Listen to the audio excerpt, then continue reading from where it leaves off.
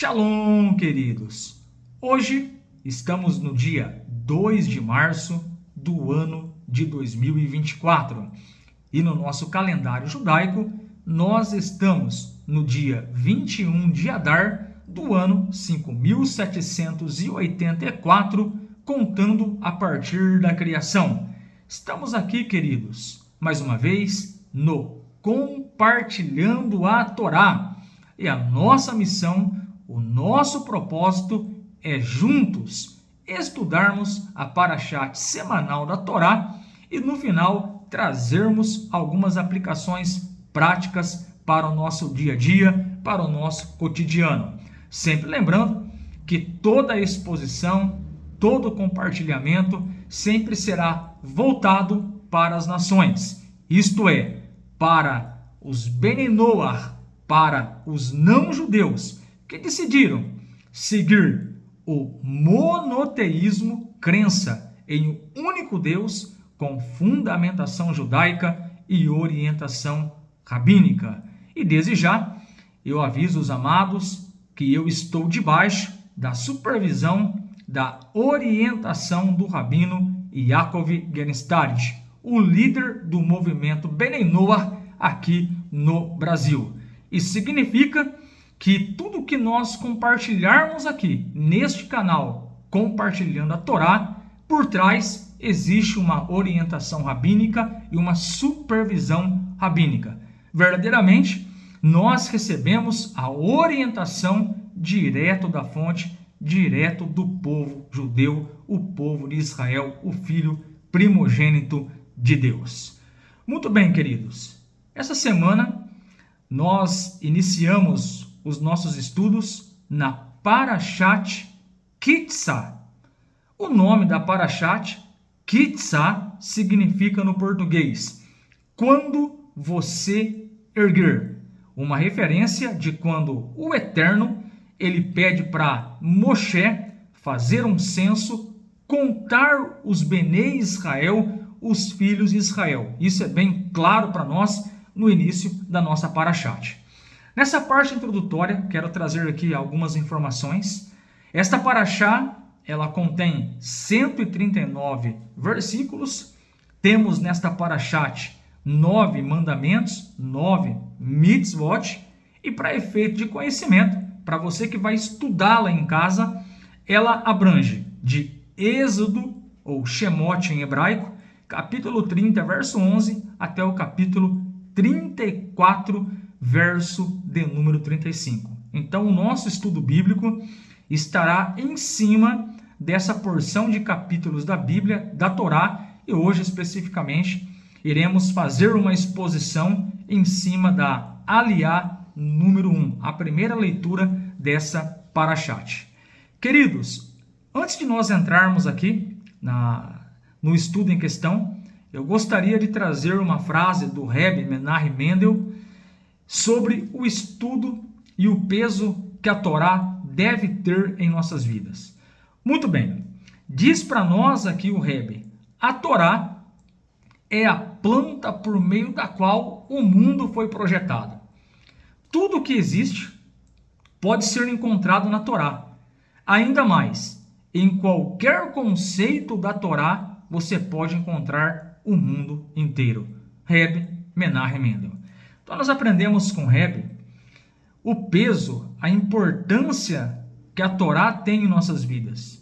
Quando nós olhamos para a criação, quando nós olhamos para a nossa vida, quando nós olhamos para o nosso mundo externo, fica bem evidente para nós que a criação, tudo que está contido aqui na terra, tem uma origem, e essa origem é Deus. A Torá foi a planta para a criação. E temos também o entendimento que a Torá não é simplesmente uma lei. A Torá, de acordo com o judaísmo, é instrução para o povo judeu e para as nações. Então, o que isso significa na prática? Que a vontade de Hashem, que a vontade do Eterno, está contida dentro da Torá. Se você quer saber a vontade de Deus, basta você ir para a Bíblia. Se você quer saber a vontade do Eterno, basta você ler a Torá. E o que é a Torá? A Torá são os 5 primeiros livros da Bíblia. Isto mesmo: Bereshit, Shemot, Vaikra, Bamidbar e Devarim, Gênesis, Êxodo, Levítico, Números e Deuteronômio. Dentro da Bíblia, dentro da Torá, está contido toda a vontade do Eterno para o povo judeu e para as nações.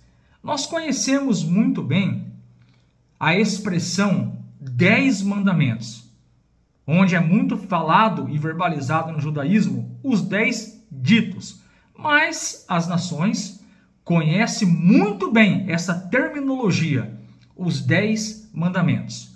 E quando nós estudamos os comentaristas judaicos, nós aprendemos ali algumas explicações valiosas. Por exemplo, se você pegar ali os 10 mandamentos e contar as letrinhas hebraicas dos 10 mandamentos, você vai chegar num valor numérico de 620. Alguns comentaristas nos ensinam que 620, 613 mais 7 igual a 620 é equivalente às mitzvot, os mandamentos, a vontade de Hashem completa para todos os povos. Para os judeus, 613 mandamentos. Para os não-judeus, os 7 mandamentos.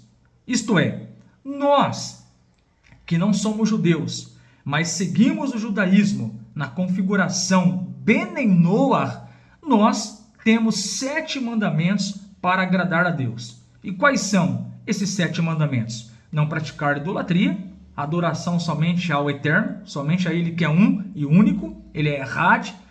Não blasfemar contra o nome do Eterno, não assassinar, não roubar, não praticar relações proibidas, tenha atos de justiça e não coma carne de animal, estando ele ainda vivo. Então, quando nós guardamos os 7 mandamentos da Torá, e não guardar no sentido, queridos, por motivo ético, porque é legal, porque é bacana, na linguagem dos jovens, porque é da hora, de maneira nenhuma.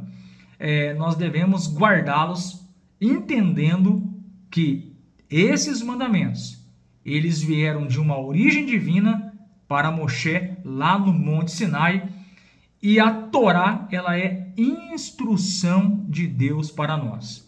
Então, quando nós pegamos a palavra Torá no judaísmo, ela tem uma interpretação muito forte.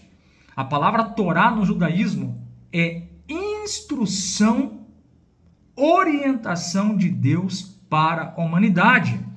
Então, tudo que nós precisamos saber está na Bíblia, está na Torá. Lá está contida a vontade de Hashem. O profeta Isaías, ele disse: instruções vos darei, e a minha Torá será uma luz para todos os povos. Isaías, capítulo 51, versículo de número 4. Então, tudo o que nós precisamos está na Torá. E o que nós estamos fazendo hoje aqui? Adivinha? Estudando a Torá, estudando a orientação de Hashem, estudando a orientação, a instrução de Deus para as nossas vidas. E essa semana nós estamos estudando, como disse, a Parashat de Kitzá. Kitzá significa quando você erguer ou contar o povo de Israel. Êxodo, capítulo 30, verso de número 11. E para nós iniciarmos agora especificamente o texto bíblico, eu quero ler com os amados aqui, livro de Êxodo, capítulo 30, verso de número 11. Estou com a Torá em mãos aqui, Torá comentada pelo Rashi. Então vamos ler aqui o livro de Êxodo, capítulo 30, verso 11. Deus falou a Moshe, dizendo: quando você levantar a soma dos filhos de Israel, para determinar o seu número, conte-os, deixando cada homem dar uma expiação por sua alma. Eles não serão atingidos pela praga quando forem contados. Isso é o que eles devem dar, todo aquele incluído na contagem, meio shekel, de acordo com o shekel, significado de modo que um shekel corresponda a 20 gerás. Metade do shekel deve ser dado como uma contribuição a Deus. Todos os que passarem pela contagem de 20 anos de idade para cima darão essa contribuição a Deus. O rico não aumentará e o pobre não diminuirá de meio shekel para dar a oferenda a Deus para expiar por suas almas. Você pegará a prata de expiação dos filhos de Israel e usará para o serviço da tenda de reunião. Ela será para os filhos de Israel uma lembrança diante de Deus para expiar por suas almas. Então nós vamos aqui nos concentrar em cima desse texto. Então, uma das coisas que nós aprendemos quando estudamos aqui o contexto histórico dessa parashat, dessa porção da Torá, nós sabemos pela própria Torá, lá no livro de Êxodo, capítulo 32, verso 35, que depois do pecado do bezerro de ouro, nós aprendemos que Hashem, ele mandou uma praga para ferir os Bnei Israel como resultado do pecado de idolatria. Então essa verdade, ela se encontra lá no livro de Êxodo, capítulo 32, verso 35, que diz: Deus, Hashem, feriu o povo com uma praga por causa do bezerro de ouro que Aharon tinha feito. Então nós aprendemos aqui a quebra de uma mitzvah, a quebra de um mandamento: não adorar outros deuses, não fazer imagem de escultura. Então a Torá fala para nós que Bnei Israel, que os filhos de Israel, eles fizeram ali o bezerro de ouro e começaram a praticar a idolatria. E o resultado disso foi uma praga no meio do povo de Israel. E nós sabemos pela Torá que mediante a esse contexto, mediante a esse pecado de idolatria, Moshe, então ele vai subir agora no Monte Sinai e ele vai negociar, ele vai clamar a Deus pedindo perdão pelo pecado do povo. E talvez surge uma pergunta: como os Bnei Israel, depois de terem tanto contato com Hashem, desfrutarem de muitos milagres, de grandes experiências, como foi possível eles praticarem tal pecado de idolatria adorando um bezerro de ouro? Então eu trouxe aqui uma introdução do Rumash que responde essa pergunta.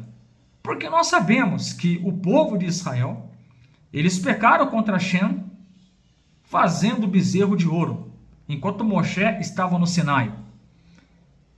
E a Torá fala para nós que o resultado deste pecado, como está registrado no livro de Êxodo, que Hashem mandou uma praga para ferir o povo de Israel.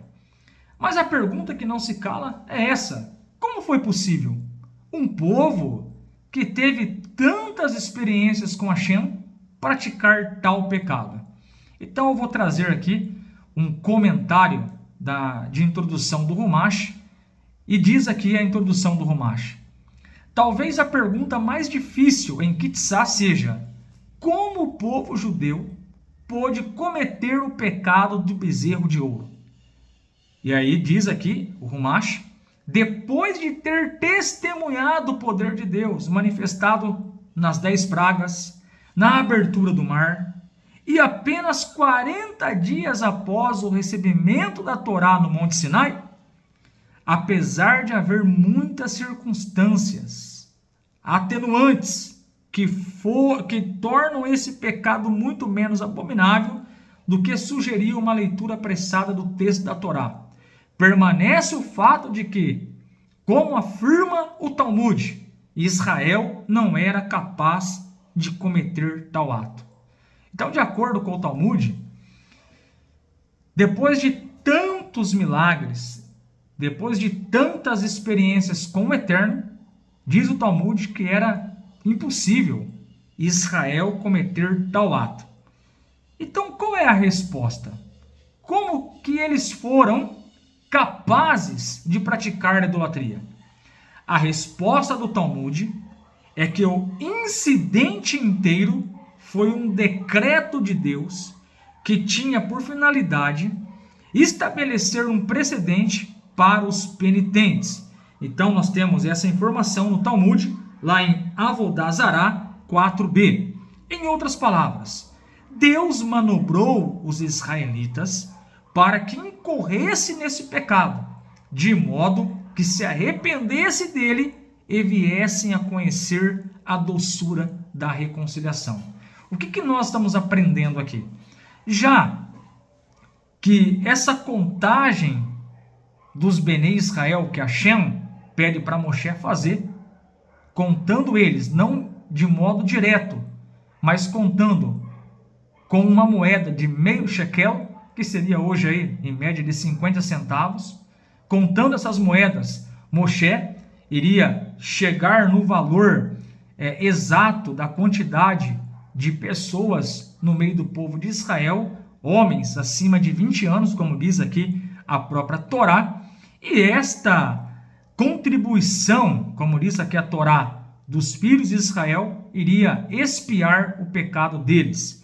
Mas algo importante para nós comentarmos aqui.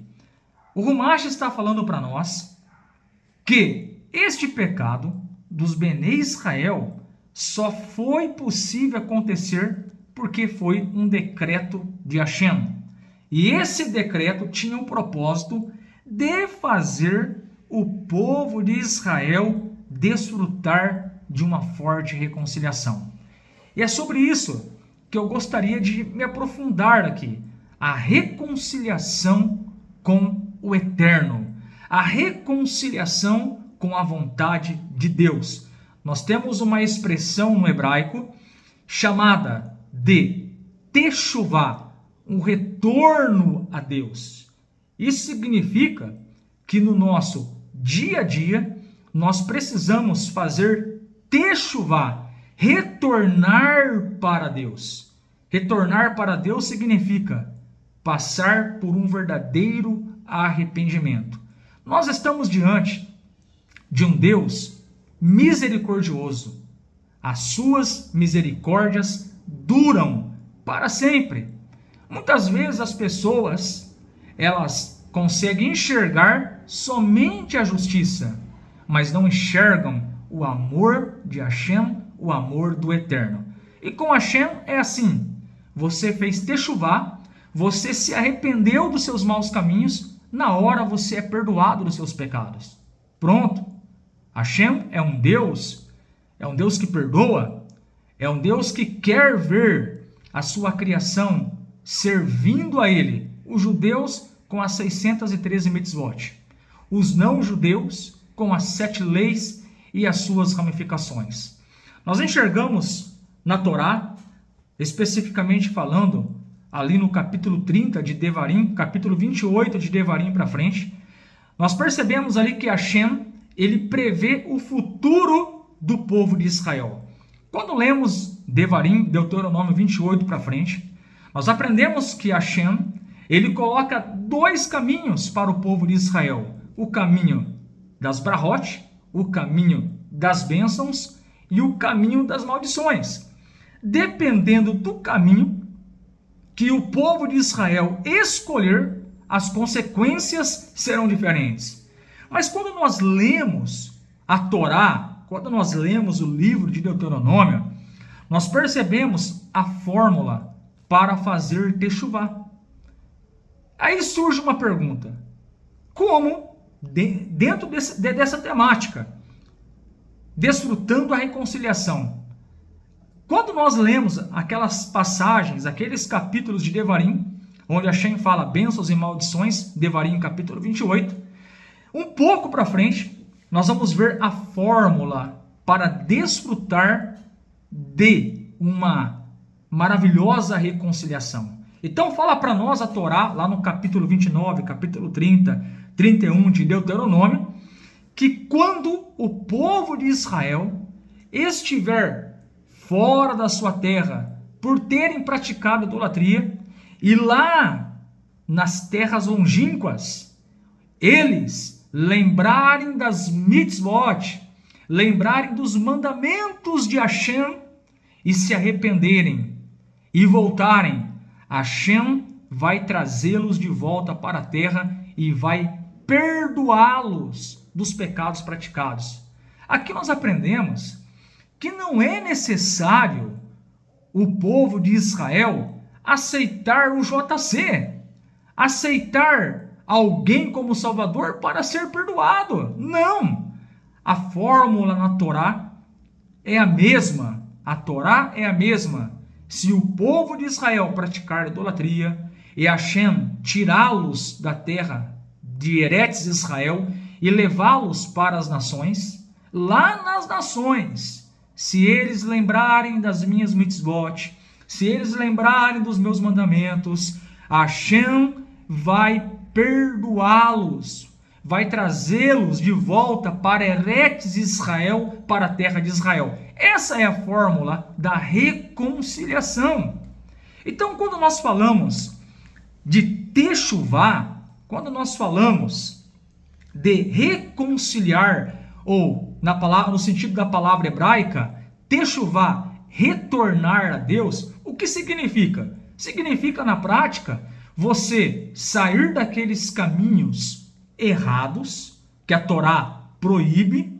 Para você que não é um judeu, você deve abandonar toda a idolatria, deixar de adorar imagens de pau, de pedra, de barro, adorar homens que se dizem Deus, adorar homens que se dizem ser o Mashiach e se dizem ser Deus. Quando você abandona toda essa idolatria e volta o seu coração para o Deus de Abraão, Isaque e Jacó, para o Deus de Israel, você está fazendo techuvá, se limpando de toda idolatria e voltando no centro da vontade do Eterno, no centro da vontade de Hashem. Na prática, isso é techuvá, é você ter a consciência da vontade do Eterno, voltar para o caminho de Hashem, guardando os mandamentos dele, e nesse sentido, os seus pecados serão perdoados e você estará cumprindo a sua missão na face dessa terra, que é fazer desse mundo inferior, na linguagem da Kabbalah, a morada de Hashem e trazermos muita luz para as nações. E aqui o Talmud fala para nós, em Avodah Zarah 4b, que só foi possível o povo de Israel realizar o pecado de idolatria, porque foi um decreto de Deus, e esse decreto, ele tinha relação em fazer com que o povo de Israel sentisse a doçura da reconciliação.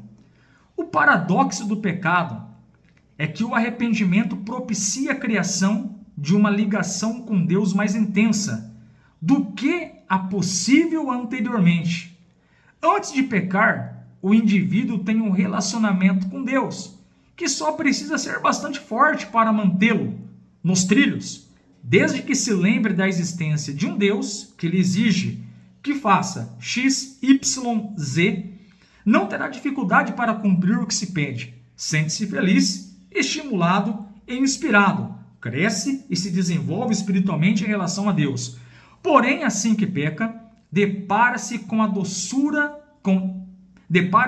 dura percepção de que, por mais perfeito que parecesse, esse vínculo não era suficientemente sólido nem profundo para impedi-lo de pecar. Como prova evidente, a transgressão que ele acaba de cometer, sua escolha demonstrou, pelo menos no nível de consciência em que ele operava, que a tentação do pecado foi mais decisiva do que seu compromisso com Deus.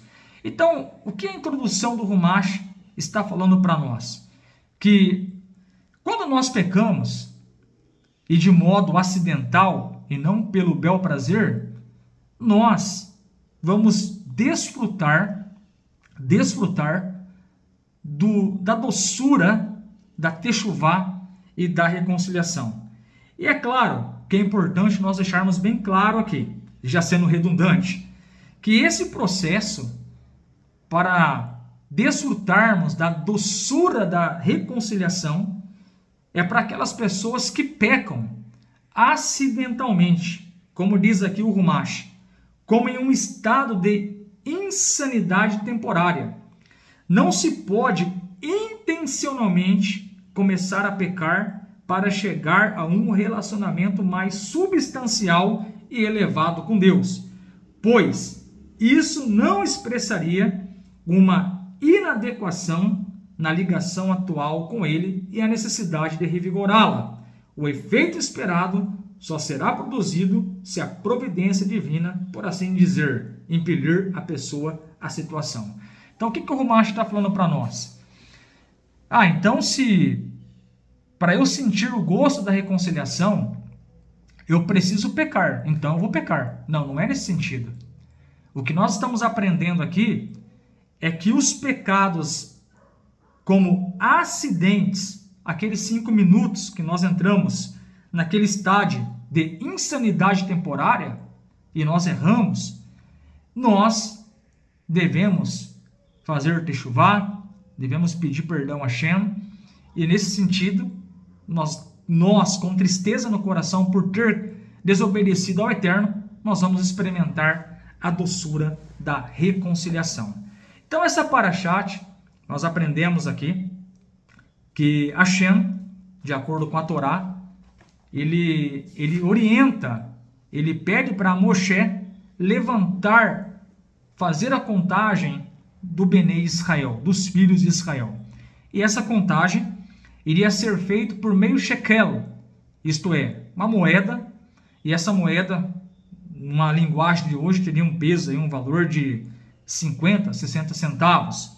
Então, contando essas moedas, Moshe iria chegar no cálculo exato do povo de Israel, homens acima de 20 anos de idade, como fala aqui no livro de Êxodo, capítulo 30, verso de número 14. Essas moedas iriam ser utilizadas no mexicano e serviriam também para reconciliar, para fazer expiação pelo o povo de Israel. Isto é, tem uma conexão com techuvá, tem uma conexão com o retorno a Deus, como uma forma de aproveitar uma oportunidade que Deus está dando para o Benei Israel expiar o pecado de idolatria. Então, nós, muitas vezes, pelo fato de não conhecermos a vontade de Hashem, e depois que conhecemos a vontade de Hashem, nós temos a oportunidade de fazermos uma reconciliação.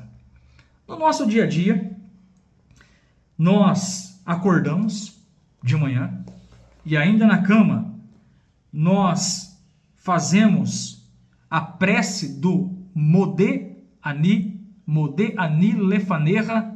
Agradeço a ti, ó Deus, por ter devolvido a minha alma dentro de mim. Grande é a tua confiança. Isto é, nós já começamos o dia conectados com o Eterno, ainda deitado na cama. E é importante nós começarmos o nosso dia em conexão com o Eterno. E nós temos essa prece no nosso Sidur Benenoah, justamente falando sobre isso, o Modé Ani. Eu estou aqui com o Sidur Benenoah, irmão. Vamos aqui localizar a prece do Modé Ani.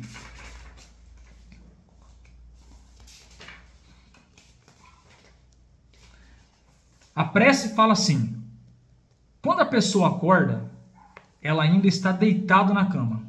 Então ela deve fazer a seguinte prece, a seguinte oração: Modé Ani Lefanecha melech hai vekayam, sheherizarta bi nishimati, behemilá rabá emunaterra. Traduzindo para o português, agradeço a ti, Rei vivo e existente, por ter devolvido minha alma dentro de mim. Grande é a tua confiança. O que nós estamos aprendendo aqui? Começar o dia em conexão com o Eterno. Nós não podemos começar numa linguagem cotidiana, né, que nós falamos aqui. Nós não podemos começar o dia com o pé esquerdo. Nós temos que começar o dia com o pé direito. Isto é, metaforicamente falando, nós precisamos começar o dia em conexão com o Criador, em conexão com Hashem. Por isso, quando nós estamos deitados, ainda na cama, abrimos os nossos olhos e nós sabemos, pelos ensinamentos judaicos, que quando nós dormimos, uma boa parte da nossa alma, ela sai do nosso corpo, ela passa por um julgamento divino, e quando a pessoa acorda, a alma volta para o corpo, porque Hashem permitiu e deu mais uma oportunidade para essa pessoa. Claro, não vou entrar aqui na questão desses ensinamentos profundos, a alma saindo do corpo, mas é um ensinamento judaico, que quando nós dormimos, uma parte da nossa alma, ela sai do nosso corpo e retorna com a permissão de Deus, quando nós abrimos os nossos olhos ainda na cama. Então, só pelo fato de você acordar e você estar vivo, Hashem, Deus, está te dando mais uma oportunidade para você andar com Ele. Então, por isso, nós falamos, Modeh ani lefanecha melech hai vekayam, sheherizarta bi nishimati, behemilá rabá emunaterra. Agradeço a ti, ó Rei vivo e existente, por ter devolvido minha alma dentro de mim. Grande é a tua confiança. Então, se nós acordamos, já é uma oportunidade que nós temos para nos conectar com Hashem ao abrirmos os nossos olhos, aproveitarmos o dia para andarmos alinhado com Hashem, com foco em Hashem, e não nos desviarmos com os bezerros de ouro, que pode significar muitas coisas nas nossas vidas, que podem significar coisas erradas, caminhos errados, que desagradam a vontade divina, a vontade de Deus para mim, para a sua vida. Então a ideia aqui é nós mantermos o foco, porque nessa parashat nós aprendemos que depois que o povo de Israel recebera a Torá, desfrutara de grandes milagres de Hashem, eles perderam o foco, fazendo um bezerro de ouro e cometendo o pecado de idolatria. Onde, como consequência, fala a nossa parashat, que Hashem mandou uma praga no meio do povo de Israel. Mas Hashem também deu a reconciliação. Hashem fez com que o povo de Israel, mesmo pecando de idolatria, recebesse o perdão e a reconciliação. Isso é uma verdade na nossa parashat. Então, quando nós começamos o nosso dia em conexão com Hashem, ao abrirmos os nossos olhos, significa que já vamos começar o dia com o pé direito, concentrado em Hashem, concentrado no Criador, o Deus de misericórdia, um Deus que nos dá oportunidade para fazermos techuvá e voltar para a vontade dele. Então falamos, rendo graças a ti, Rei vivo e eterno, pois misericordiosamente me restituíste minha alma após o sono. Tua fé em mim é grande. De manhã cedo ficamos absortos na divindade durante as orações e o estudo da Torá. Então, aqui tem algo prático para nós. Como não perder o foco? Como afastar os bezerros de ouro? Então, número 1, começar conectando-se com Deus. Abriu os olhos na cama? o primeiro contato seu não é com o celular, não é visualizar as suas redes sociais, não é visualizar a sua conta bancária. O primeiro contato é com Hashem. Agradeço a ti, ó Rei vivo e existente.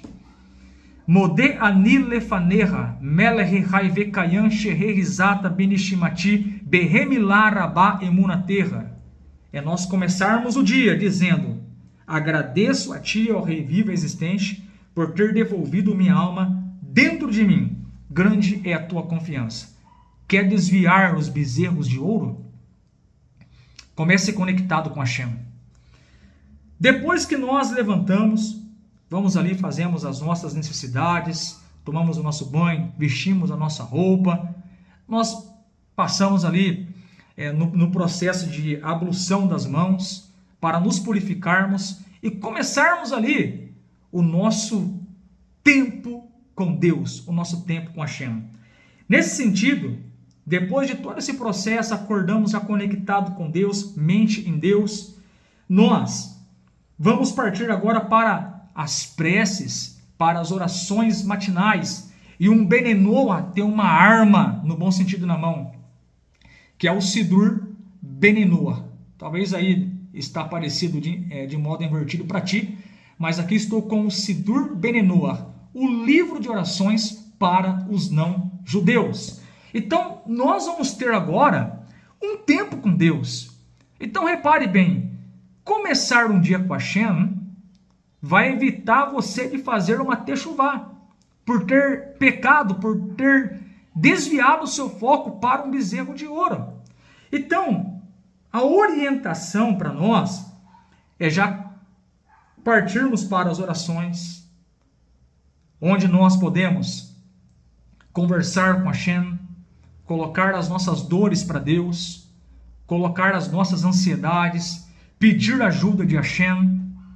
Importante também nós termos em casa uma caixinha para nós fazermos tzedakah, fazermos ali uma oferta e posteriormente pegar esse montante dessas ofertas, dessa tzedakah, abençoar uma pessoa próxima de você que tem uma demanda, uma necessidade ou uma casa de estudo de Torá. Então, quando nós começamos o dia nessa garra, nessa força, em conexão com Deus, não tem bezerro de ouro que vai atrapalhar você. Eu me lembro, quando eu estava na idolatria ainda, fiquei 20 e poucos anos adorando e praticando idolatria, quando eu me deparei com a Torá, com a verdade, queridos, eu fiz um retorno a Deus. E esse retorno, essa quebra com a idolatria é um processo.